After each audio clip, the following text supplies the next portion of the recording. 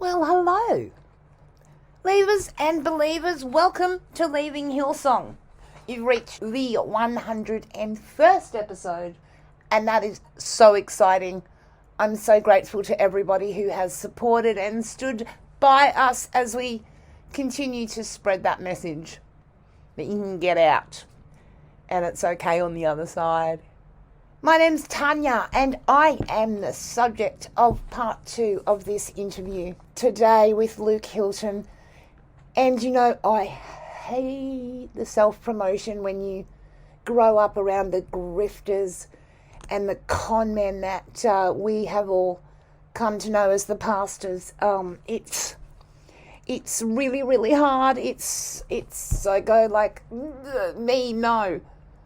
Same as like, yeah, fundraising, asking for money and stuff is so hard. But when Sean brought it up, I thought, well, you know, he's got so much extensive history in trauma and stuff, he might be able to answer some more sophisticated questions than how did you start at church.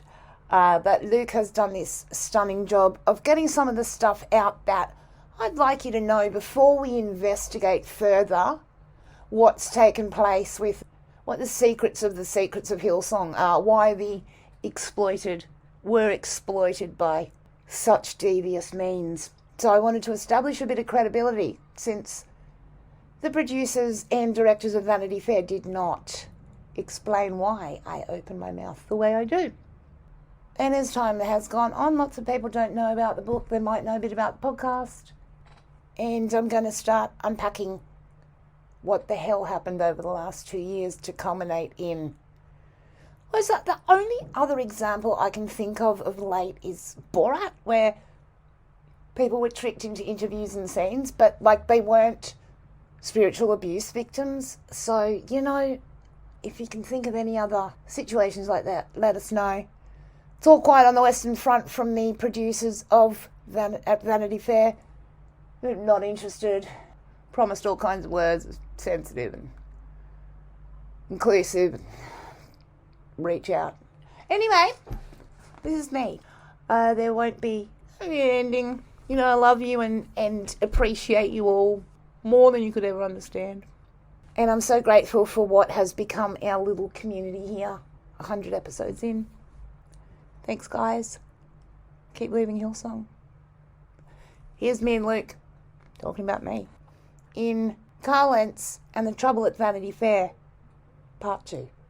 So it's fascinating to me because it took a long time from when Brian announced his father's moral failings, quote unquote moral failings, for it to finally get to the point where it's like, wait, hold on a second. No one reported this.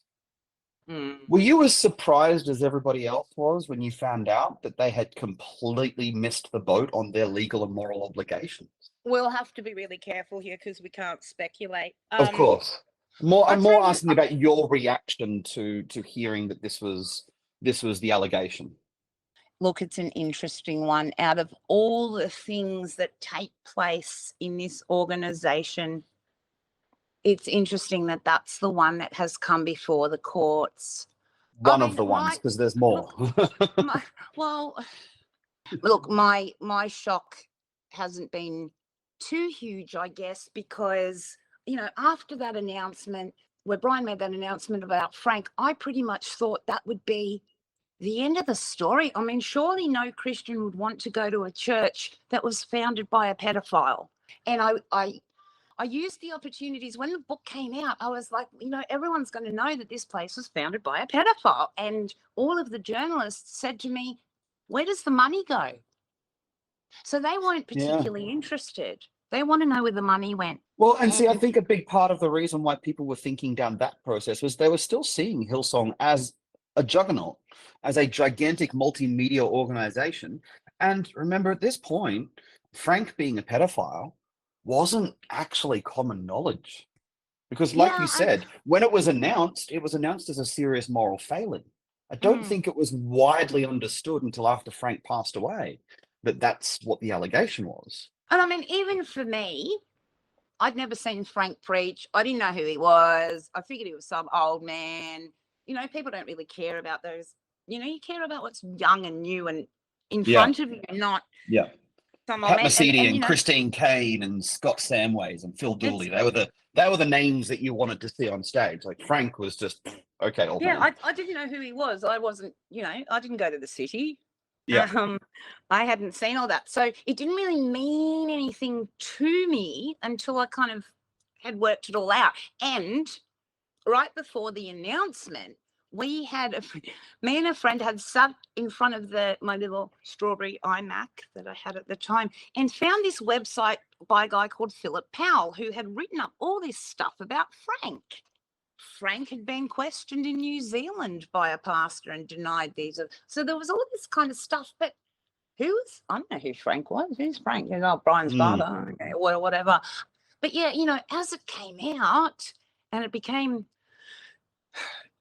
I was going to say it became obvious. It wasn't obvious initially. It was so minimized.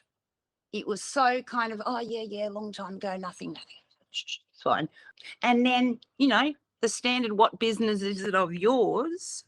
Anyway, in terms of how they approached it, it was pretty clear, even from that initial announcement, that children were not the priority and safeguarding children was not going to be the priority out of this. So from that point, you got to know kids are not safe at Hillsong, because if they're not going to address the most famous public kind of out in the open one properly, you got to know they're not going to, they're not going to deal with the little guy any better. And look, we came to find that out after the Royal Commission into Institutionalized Child Sexual Abuse. There was a new, I guess, was it a code of conduct that was put forward that they wanted all of these Christian churches to sign up to. And Hillsong was a lagger. I don't even know that Hillsong actually went ahead and signed off on that, did they?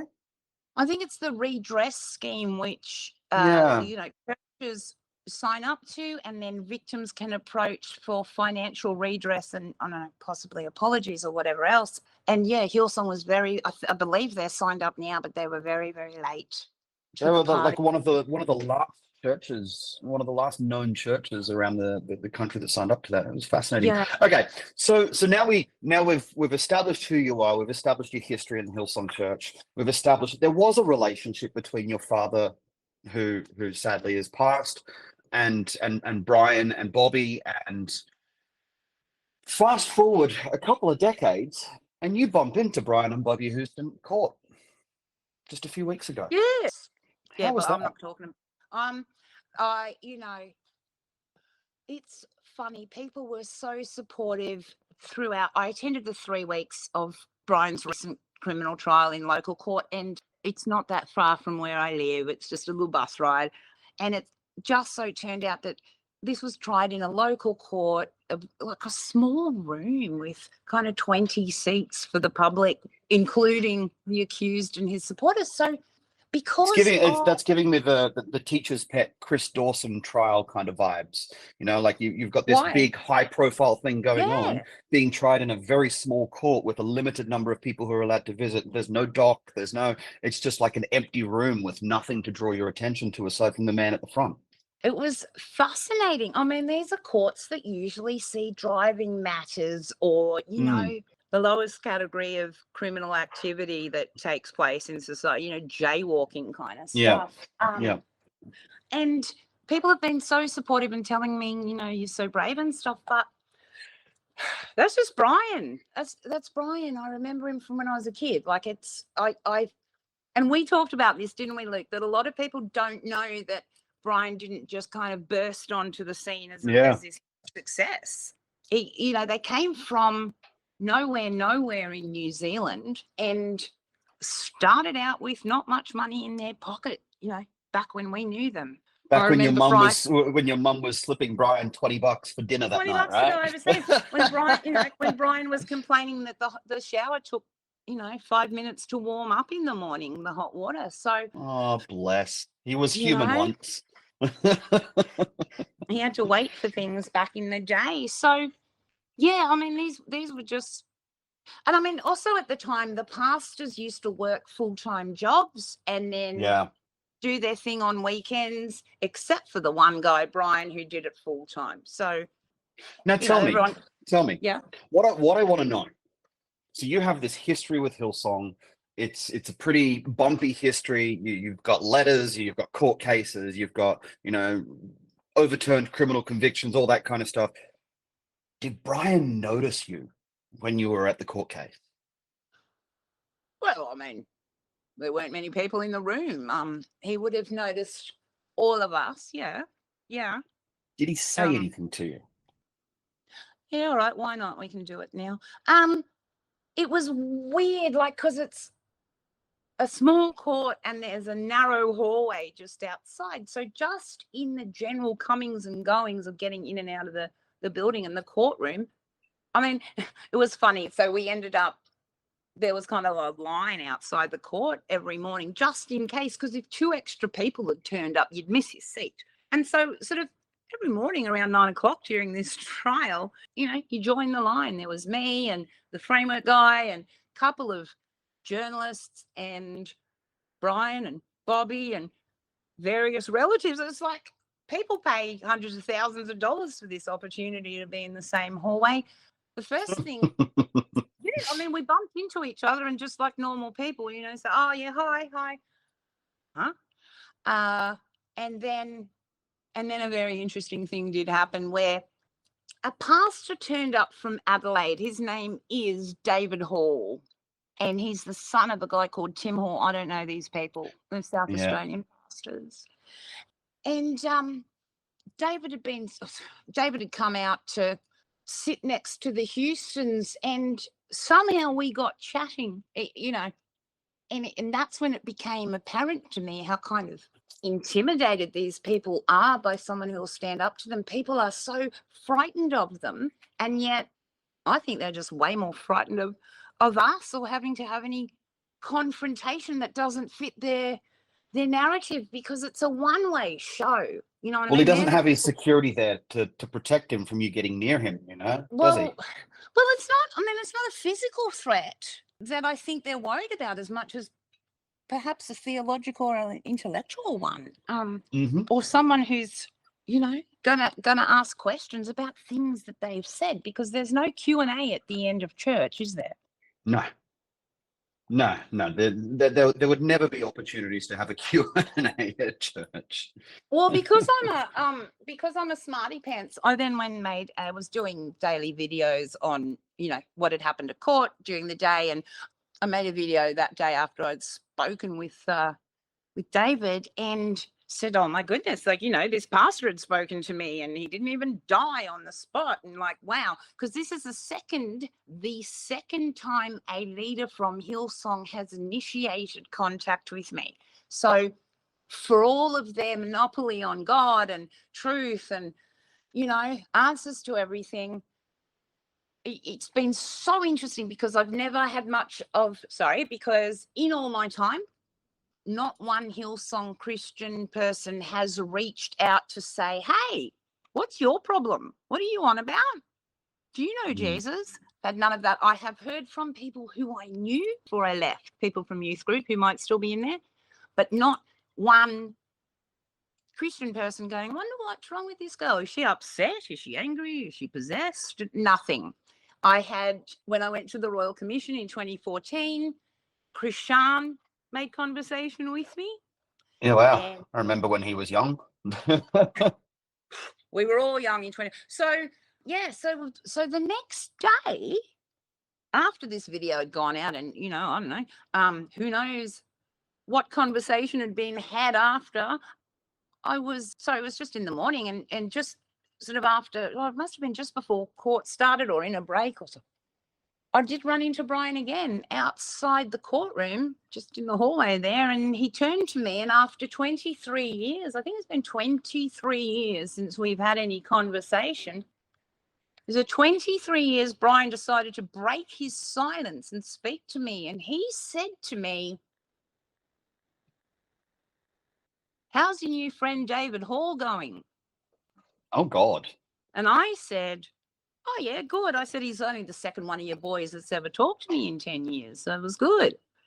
And I couldn't help but wonder, like you were asking before, like, I wonder if he still sees me as Alan's daughter. Like, do you know what I mean? Because got to tell you, back in the day, my dad was, while they were still poor, we were kind of paratively well off. And Brian liked my dad, and he liked those checks that my dad was giving him. And I always think, they don't really see me. They, I'm female for a start, so I'm invisible completely in the system. But, if anything, you just see Alan's daughter. And so I said to him, I said, when you look at me, I said, do you see me or do you see my dad? And his face went blank. So he's like, long forgotten. His face went blank. And I said, do you see me or Alan? And he said, oh, yeah, both. I see both. And he goes, and I remember dedicating your son too back in the day. I said, okay. And that was it. That was my interaction with Brian. Good Lord. That was it. There are so many things that is wrong with that interaction. Like, it's just, that's an entire episode of this podcast, just unpacking that conversation. You revert back into your role so quickly. And, I just became a kid from Powerhouse, like, hey, Puff Brian. Because the running joke as well was, Pat Mercedes was also financially supported by my dad at some point too. Like, Pat had said he was 28 years old, and he'd said, if he'd got a full-time job, he couldn't minister. So what he needed was a group of people to support him financially so he could spread the word. And I know my dad contributed to some of that. Every time I saw Pat Mercedes at church, he would look at me and go, "Hi, Tanya, how's your dad?" Right? So Wow. I figured that's how they saw me. It's interesting, right? We look at people like Brian and we see the power that they seem to have accumulated behind, behind what they've done. And, it really is like leadership with fear, isn't it? It really is leading people by making it very clear to them that you have no right to question me. Yeah. I remember, I don't know about you, but I remember pre-Hillsong, pre-Liverpool Christian Life Centre, where I went, and which obviously we've discussed in the episode that you did with me. Pre those churches, I remember you used to be able to walk up to the senior pastor of your church and say hi at the end. Right. But then all of a sudden, this Kratos from God of War looking character named Dion appeared next to Brian for a while there. And okay. Dion was I'm going to say nearly 7 foot tall, beautiful Maori fella, just absolutely really, really lovely guy, had the gentlest heart in the world. And I actually got along really well with Dion, and he was always really encouraging towards me and to me. And my very first, I guess, run-in with Dion, where Dion and I had not words, but just I got a look, was when I was waiting for a friend to leave a church service. Brian was on his way out. My football team had just beaten Brian's football team, and I yelled something over to Brian, knowing that he's a Parramatta Eels fan, going, yeah, looks like Jason Stevens, the Cronulla Sharks player that I went through, who was also one of Brian's little, pet projects, because, we've got this professional football player who's a Pentecostal Christian now. So it looked like Jason Stevens got one over you, huh? And Brian walked up to me, punched me in the arm, jokingly, and I went to do the same thing, and then Dion stepped between Brian and myself. I'm like, oh, sorry. Smooth. And I'm just like, okay, cool. That was an interesting interaction. And I remember going away from that and thinking, God, if I'm not even allowed to get within a couple of meters of Brian to punch the so-and-so back, what hope do I have of ever having a theological conversation with my so-called shepherd? Yeah, zero. And I thank you for that, because you kind of understand then why I would have written a letter like, "Hi, Bobby and Brian, I'm writing a book. Do you want to be part of that?" So that naive, right? it's a bait and switch. So, you get told we're all friends here and we're all the same and you all matter before God, but not too Well, close. look. What I do have one last question I want to ask you. And this is a pretty full on question, and I think it's going to warrant some unpacking. Right. Over the years, since you started Leaving Hillsong, you have had engagement with a lot of people both on and off this podcast, and you have been a proxy counselor to people who have gone through some horrific things in their life. Some of it you've spoken to us about, and you've introduced us to some incredible people over the years on your podcast. Others you're not in a position to speak about because of the trauma that people have gone through, and they've come to you privately to have those discussions with you. And I know that that's taken a toll on you. What I want to know, last week, Brian reposted a post that somebody else had posted with really interesting comments about trauma. And the post said something along the lines of, be wary of people wanting to capitalize off your trauma. Now, as a man who is responsible for a lot of that trauma, I want to place you and Brian in a closed room, just the two of you. You've just read that post. How would you respond to Brian? Hillsong is based on capitalizing on people's trauma.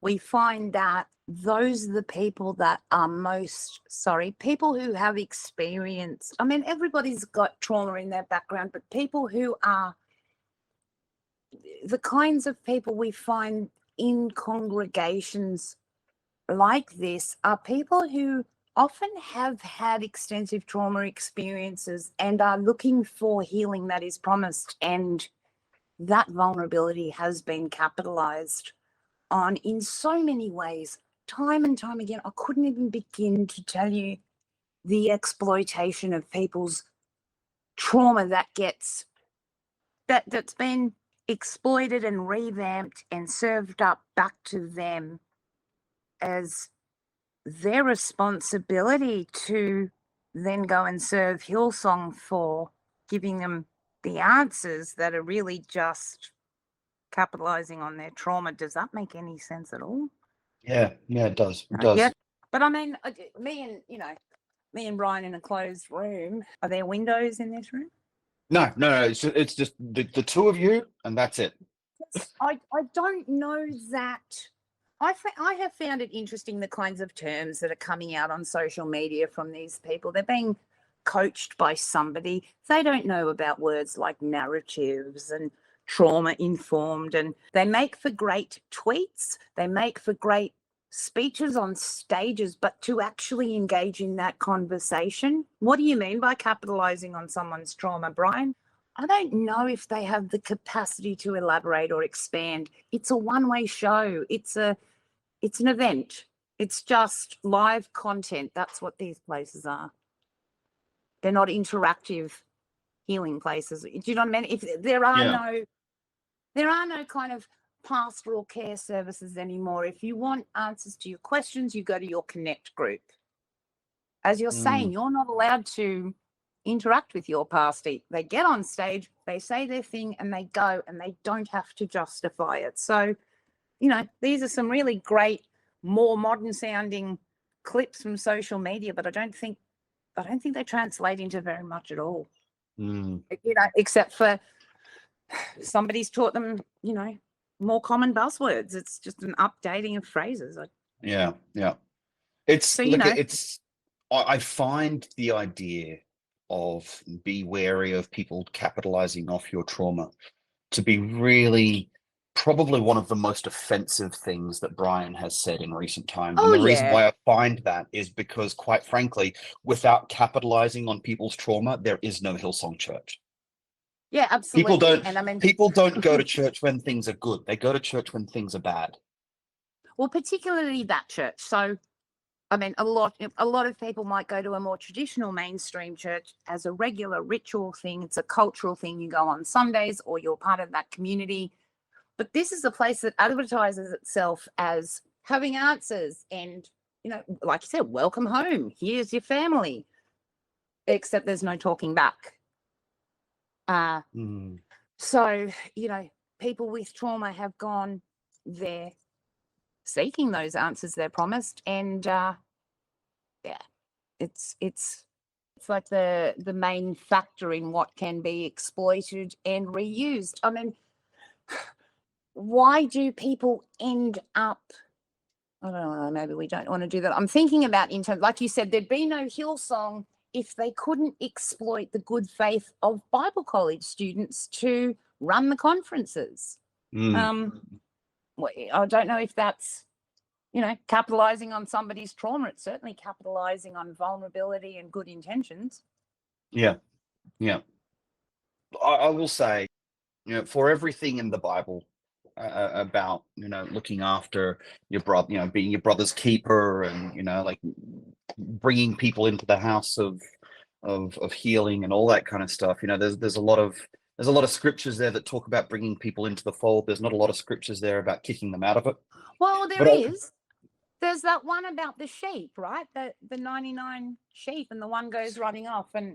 But that implies that Hillsong Church and Brian see themselves as the shepherd. And if you don't mind me saying, Brian's not the shepherd. Brian's just another sheep. The ultimate shepherd is Jesus Christ, if we're going by the Gospels. Yeah.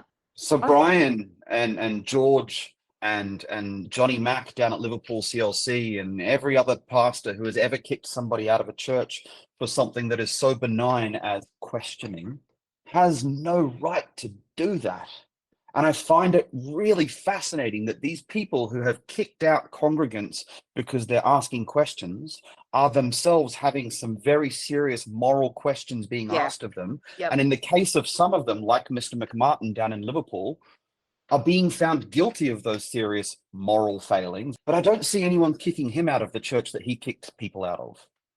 Well, no, I think they're allowed to leave, you know, with their dignity intact. Yeah, I mean, once again, you know, according to the standard operating procedure that they applied to the seed of this place, the pedophile Frank Houston, you know, the care is put onto the leader. There's all kinds of statements coming out at the moment, because, you know, there've got to be a lot of pastors wondering if they're the ones getting a knock on the door next. And you know, they're putting out all kinds of statements. We're here for you. We're loyal. You know, even if you make mistakes, that's what we're all here for. It's the person in power that is always attended to first. Yeah.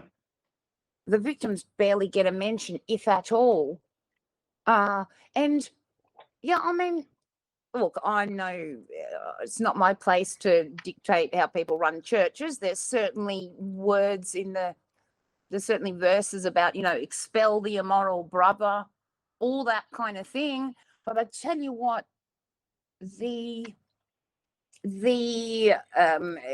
old school of Hillsong includes a lot of people who were thrown out and told not to return for either much more minor incidents, and certainly so many people who had marriage problems or an affair or a divorce, or, you know, and they didn't go along with the moral expectations, and they were discarded, and they're very unimpressed. Well, look, let's put it this way. If the man who stumbled into a woman's hotel room at Sydney Olympic Park, having just taken sleeping pills and blind drunk off his face, if that man's name wasn't Brian Houston, they would have been expelled from Hillsong Church, regardless. Would they? Well, what if nobody knew? They'd be welcome back in 12 to 18 months' time, because according to the ACC policies, there are restitution plans in place for those people. Yeah. Restoration. But if it wasn't Brian Houston walking into that room, no one would have believed the story that was sent out. No one would have believed that story. Oh, no. We didn't do anything. If the guy who walked into that lady's room, if his name was not Brian Houston, if it was somebody else, if it was Tanya Levin walking into someone else's hotel room and committing that very, very questionable set of behaviors. What? You don't know what happened. Nothing happened because nobody can remember what happened for 40 minutes. So, but this is what I'm saying, though. If the it CEO the CEO of this company has memory lapses for up to 40 minutes at a time. That's a concern in itself. Luke, I disagree. I think it's all about who would find out. So regardless of the name, as if it could be kept quiet. I mean, I had a volunteer contact not long after it happened that said it's just been like one wild frat party during these conferences, because these are exclusive hotels, and as a 5-star hotel, you can only access certain levels if you've got, the key. And so the upper echelon were having a damn good time in between, and people were wandering in and out of rooms apparently in underwear and all states of undress and drunkenness. It's not an uncommon behavior apparently to be a little bit loose at conference when you're a pastor and you're drunk on sleeping pills. So I mean, I guess everyone has to have a schoolies experience once or twice a year, don't they? Well, because Hillsong Conference is starting to sound a lot like schoolies for preachers. But I mean, if this were, if this were you tell me, if this were a regular corporate organization and the CEO had lost his key and lost 40 minutes of time, what would happen? I mean, it's hard to know, because it's hard to know. Like, okay, if there are corporate policies in place, which you would think in an environment like Hillsong, there would be corporate policies in place. Yeah. If there were corporate policies in place that prevented inter-office relationships, then probably the woman, because generically you'll find, in Australian culture, the woman is going to be the person who is not the person in power. The woman would probably be reprimanded, while the man would be told, don't do it again. Then it sounds like whatever's taken place in this Hillsong has taken place in a perfect cultural context, hasn't it? Absolutely, the old Aussie larrikin, the old funster Australian. Yep. Yeah, all in a good time, couple of drinks, it's all right. Hey, look, this has been great. I've really enjoyed getting to know you a little bit more, and I hope your listeners have enjoyed knowing a bit more about your backstory as well, because we hear your voice and you have been a bit of a beacon for hope, a beacon for healing for a lot of people. I know for myself, definitely, meeting you has definitely been a cathartic process for me in processing the trauma that I experienced. So on behalf of all of the listeners who don't get to talk to you and have a relationship with you, and everyone else who does as well, I want to thank you for what you do. Thank you. I want you to know that you're appreciated. And I also want you to know that, we do understand that you have a lot of people who come to you seeking help, and know that you're not alone in supporting those people. And if you ever need help, I know I'm not the only one who's going to say this, feel free to reach out, because you're amazing. Thank you. Despite what everyone's told you. We need more supporters. We need more people to talk to people. The connections are what's bringing the healing, as you know, out of isolation. So thank you. Don't forget, everybody, keep leaving Hillsong. Keep leaving Hillsong. The best is yet to come out. No, I already came out years ago. You are the best. Bye, honey. Bye.